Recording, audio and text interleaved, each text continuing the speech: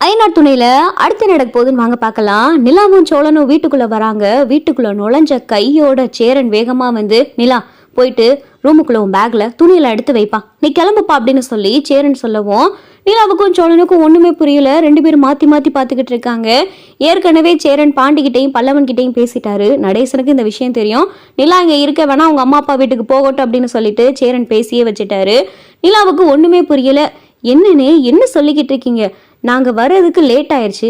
ஏன் லேட் ஆச்சு, எதுக்கு லேட் ஆச்சு, எங்கே போயிட்டு வரீங்கன்னு எதுவுமே கேட்காம நாங்க ரெண்டு பேரும் வீட்டுக்குள்ள வந்த உடனே இன்னைக்கு கிளம்பு பேக் எடுன்னு சொல்றீங்க, எங்க போக சொல்றீங்க அப்படின்னு சொல்லி நிலா கேட்கவும், உங்க வீட்டுக்கு தான்ப்பா, நீ பேக்ல துணியெல்லாம் எடுத்து வை, நானே போய் உங்க அம்மா அப்பா கை காலில் விழுந்து நானே உங்க அம்மா அப்பா வீட்டுல விட்டுட்டு வந்துரு, சரியாப்பா, இதுதான் நல்ல முடிவு அப்படின்னு சொல்லி சேரன் சொல்லவும் நிலாவுக்கு ஒண்ணுமே புரியல.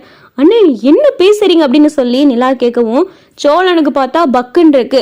அண்ணே அப்படின்னு சொல்லிட்டு சோழன் சொல்ல வரையில, ஓ வாயால இனிமேல் என்னை அப்படி கூப்பிடாதடா அப்படின்னு சொல்லி சேரன் சொல்லவும் அண்ணே அப்படின்னு சொல்லி சோழன் சொல்ல வராரு. போதுடா, நீ இனிமேல் என் முகத்திலே முழிக்க வேணாம், என்கிட்ட இனிமேல் பேசவும் செய்யாத, நானும் உங்ககிட்ட பேச போறது கிடையாது. நிலா இனிமேல் இங்க இருக்க வேணாம். நான் ஏற்கனவே பாண்டிகிட்டையும் பல்லவன் கிட்டையும் பேசிட்டேன். இந்த விஷயம் அப்பாவுக்கும் தெரியும். நிலா இங்க இருக்க பிரச்சனை மேல பிரச்சனை தான். அந்த பிள்ளை மனசை போட்டு நீ கஷ்டப்படுத்திக்கிட்டே இருக்க. பாவம்டா நிலா, எவ்வளவு தான் தாங்கும்? உன்னால இன்னைக்கு போலீஸ் ஸ்டேஷன் ஏறி அந்த ஓனர் கை காலில் விழுந்து கெஞ்சி, வேணாண்டா போதும், உன்னை கல்யாணம் பண்ண பாவத்துக்கு அந்த பொண்ணு இங்க இத்தனை நாள் இருந்ததே பெரிய விஷயம். டிவோர்ஸ்க்கு தான் அப்ளை பண்ணிட்டீங்கல்ல, விவாகரத்து கிடைச்சிரும். அந்த பொண்ணு அவங்க அம்மா அப்பா வீட்லயே இருக்கட்டும். அவங்க அம்மா அப்பாவும் நிலா அங்கே வரணும்னு தான் ஆசைப்படுறாங்க. நிலா அங்கே போய் இருந்தா அவங்க அப்பா நிலாவுக்கு பெரிய கம்பெனியை வச்சு கொடுப்பாரு. அதனால நிலா 5 லட்சத்துக்கு கஷ்டப்படவும் வேண்டாம், இங்க இருந்து ஓங்கிட்ட அதை விட கஷ்டப்படவும் வேண்டாம். நிலா அவங்க அம்மா அப்பா கிட்ட இருக்கிறது தான் பெரிய சந்தோஷம் நிலாவுக்கு. நிம்மதியாகவும் நிலா அங்கே இருக்கும். ஒரு 2 நாள் கஷ்டமா இருக்கும் எங்களுக்கு, அதுக்கப்புறம் போக போக நாங்க சமாளிச்சுக்கிறோம். அடிக்கடி நாங்க போய் பார்த்துட்டு வர, நிலாவை கூட போய் போன்ல பேசிக்கிற, இப்பதான் ஏதோ வீடியோ கால்லாம் இருக்கே, அதெல்லாம் நாங்க பார்த்து பேசிக்கிறோம். நிலா அங்க இருக்கட்டும், நிலா நீ கிளம்புப்பா அப்படின்னு சொல்லிட்டு சேரன் ஒரு முடிவெடுத்து தீர்க்கமா பேசிக்கிட்டு இருக்காரு. அண்ணே என்ன நீங்க பேசுறீங்க? நீங்க பாட்டுக்கு ஊரு கிளம்புன்றீங்களே, என் மனசுல என்ன இருக்கு? நான் ஊருக்கு போக விருப்பப்படுறேனா விருப்பப்படலையான்னு எதையுமே கேட்க மாட்டீங்களா அப்படின்னு சொல்லிட்டு நிலா சொல்லவும் சேரன் அமைதியா இருக்காரு. இப்ப நாங்க எங்க போயிட்டு வரோம்னு தெரியுமா அப்படின்னு சொல்லி நிலா கேட்கவும், எங்கப்பா எங்க போயிட்டு வரீங்க அப்படின்னு சொல்லி சேரன் கேட்கவும், நானும் சோழனும் ஓனரை தான் போய் பார்த்துட்டு வரோம். அந்த டிராவல் ஓனர் கிட்ட சோழனை போய் மன்னிப்பு கேட்க சொன்னேன். சோழனும் மன்னிப்பு கேட்டாரு, அவரும் மன்னிச்சிட்டாரு. சோழனுக்கு மறுபடியும் அங்கே வேலையும் கொடுக்குறேன்னு சொல்லி சோழன் அங்கே வேலைக்கும் சேர்த்துக்கிட்டாரு. பத்தாவதுக்கு அவர் இங்க வீட்டுக்கு வேற வரேன்னு சொல்லியிருக்காரு.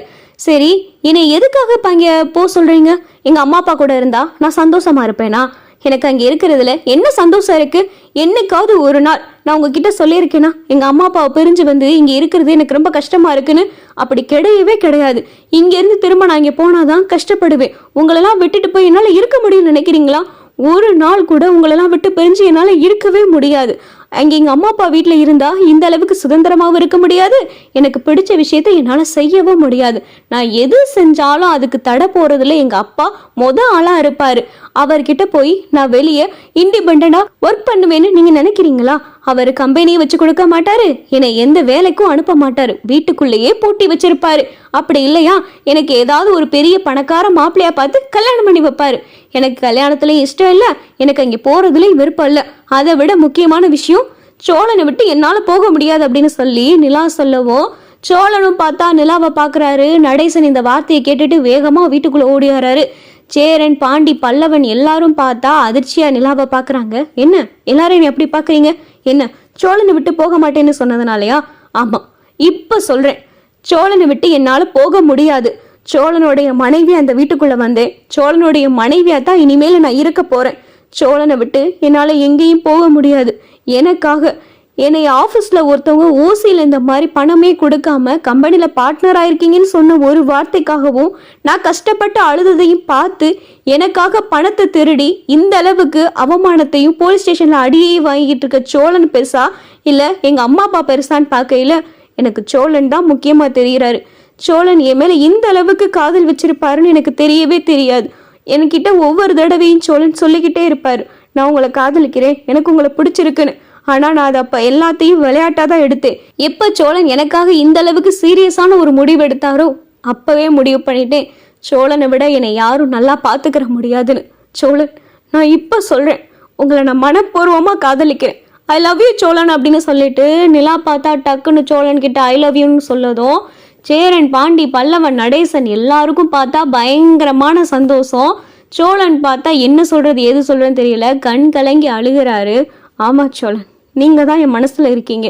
எனக்காக எந்த எல்லைக்கு வேணாலும் போகக்கூடிய ஒரு முடிவு எடுக்கிறீங்க. எனக்கு நீங்க மட்டும்தான் சோழன் வேணும் அப்படின்னு சொல்லிட்டு நிலா பார்த்தா சோழனை கட்டியே பிடிச்சிடறாங்க. இங்க நடக்கிறது கனவா நனவான்னு கூட தெரியாம சோழன் திருன்னு முழிக்க இங்க நிலாவை பார்த்து கேக்குறாரு, எங்க உண்மையாத்தான் சொல்றீங்களா அப்படின்னு சொல்லி சோழன் கேட்கவும், ஆமா உண்மையாத்தான் சொல்றேன் அப்படின்னு சொல்லி நிலாவும் சோழனும் பேசிக்கிட்டு இருக்காங்க.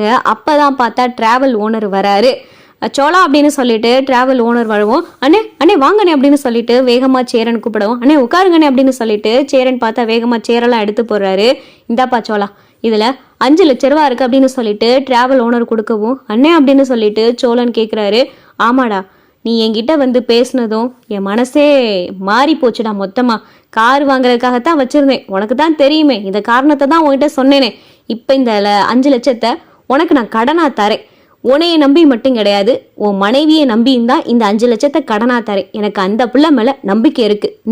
இந்த பணத்தை நானே தான் வந்து தரேன், 5 லட்சத்தை வாங்கிக்க அப்படின்னு சொல்லிட்டு ஓனர் பார்த்தா நிலா கையில் 5 லட்சத்தை கொடுக்கவும் நிலாவும் சோழனும் மாத்தி மாத்தி பாத்துக்கிறாங்க.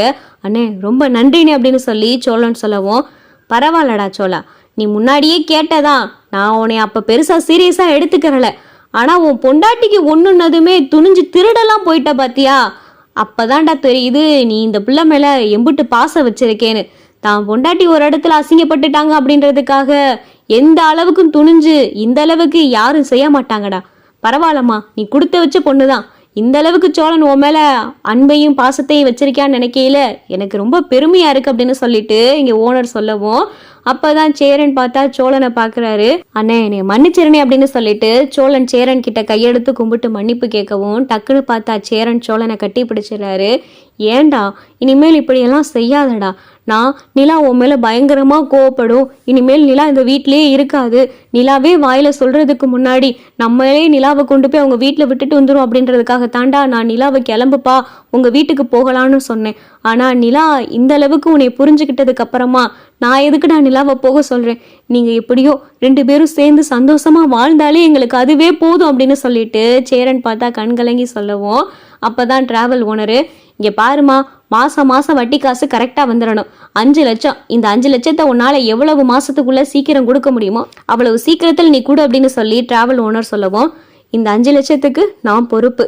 கம்பெனியை ஸ்டார்ட் பண்ணி அடுத்தடுத்து ப்ராஃபிட் வந்து எனக்கு சம்பளம் வரவும் கண்டிப்பா இந்த 5 லட்சத்தை நான் சீக்கிரமா திருப்பி கொடுத்துறேன் அப்படின்னு சொல்லி நிலா டிராவல் ஓனர்கிட்ட சொல்லிக்கிட்டு இருக்காங்க. சோழனும் நிலாவும் பார்த்தா மாத்தி மாத்தி சிரிச்சுக்கிறாங்க.